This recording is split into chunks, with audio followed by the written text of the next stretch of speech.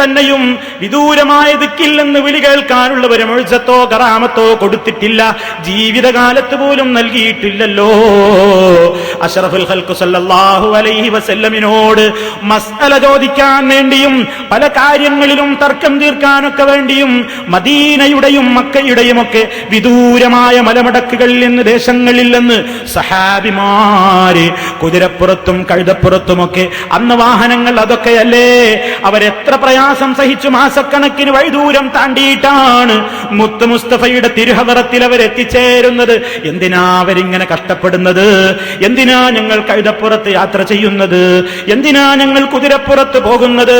എന്തിന് നമ്മൾ കഷ്ടപ്പെടണം? ഈ കാലാവസ്ഥ പ്രതികൂലമായ ഘട്ടത്തിൽ പോലും സഹാബിമാര് വരികയാണ് റസൂലുള്ളാഹിയുടെ തിരുമുമ്പിലേക്ക്. എന്തിന്? അവർക്ക് മസ്അലകൾ ചോദിക്കണം. വിശുദ്ധ ഖുർആനിൽ തന്നെ നമുക്ക് കാണാം പല സ്ഥലങ്ങളിലും യസ്അലൂനക യസ്അലൂനക യസ്അലൂനക, നബിയേ താങ്കളോടവർ ചോദിക്കുന്നു, താങ്കളോടവർ ചോദിക്കുന്നു. പല കാര്യങ്ങളെ കുറിച്ചും ചോദിച്ചറിയാൻ വേണ്ടി സഹാബിമാര് വന്നിട്ടില്ലേ? പലരും വന്നിട്ടില്ലേ? വഫുദുകളും ദൗത്യസംഘങ്ങളുമൊക്കെ രാജ്യത്തിന്റെ വിവിധ ഭാഗങ്ങളിൽ നിന്ന് എത്തിയിട്ടില്ലേ? അങ്ങനെ എത്തിയവരിൽ അമുസ്ലിമീങ്ങളും ഉണ്ടായിട്ടുണ്ട്. മഹാന്മാരായ സഹാബികൾ, മുഅ്മിനീങ്ങളായ ആളുകളും എത്തിയിട്ടുണ്ട്. അവരാ മുഅ്മിനീങ്ങൾ എന്താ വിശ്വസിച്ചത്? സഹാബിമാരെന്താ വിശ്വസിച്ചത്? ഞങ്ങളുടെ കരളിന്റെ കഷ്ടമായ നേതാവ് മദീനത്ത് ജീവിച്ചിരിക്കുന്നുണ്ടല്ലോ, അതുകൊണ്ട് അവിടുത്തെ കാതുകൾക്ക് ഞങ്ങൾ ഇവിടെ നിന്ന് അങ്ങോട്ട് വിളിച്ചാൽ കേൾക്കാനുള്ള കഴിവുണ്ട്.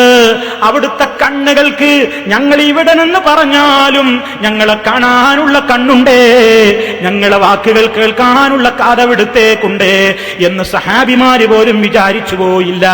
അവരവിടെ നിന്നൊന്നും വിളിച്ചിട്ടില്ല, അവിടെ നിന്നൊന്നും അവർ നബിയോട് സങ്കടം പറഞ്ഞിട്ടില്ല. അവർക്കെന്തേ മുഅ്ജിസത്ത് മനസ്സിലായില്ലേ സുഹൃത്തുക്കളെ? അവർക്കെന്തേ കറാമത്തിൽ വിശ്വാസമുണ്ടായിരുന്നില്ലേ? വിശ്വാസമുണ്ടായിരുന്നു. പക്ഷേ ഇത്തരത്തിലുള്ള മുസ്ലിയാന്മാര് പ്രചരിപ്പിക്കുന്നത് പോലെയാണ് മുഅ്ജിസത്തെന്നും കറാമത്തൊന്നും സഹാബികൾ മനസ്സിലാക്കിയിട്ടില്ല. ആ പാതയാണ് ഇസ്ലാമിന്റെ പാത, അതാണ് സിറാത്തുൽ മുസ്തഖീം എന്ന് നമ്മൾ മനസ്സിലാക്കിക്കോ.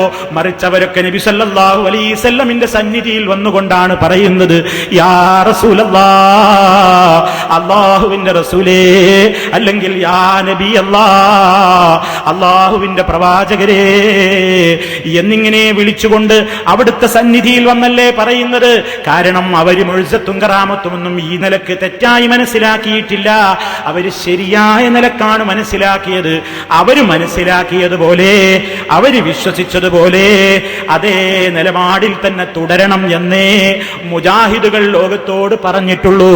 അതല്ലാതെ ഒരു പുത്തൻ വാദവും മുഅ്ജിസത്ത് കറാമത്തിന്റെ വിഷയത്തിൽ നമ്മൾ ജനങ്ങളോട് പറഞ്ഞിട്ടില്ല.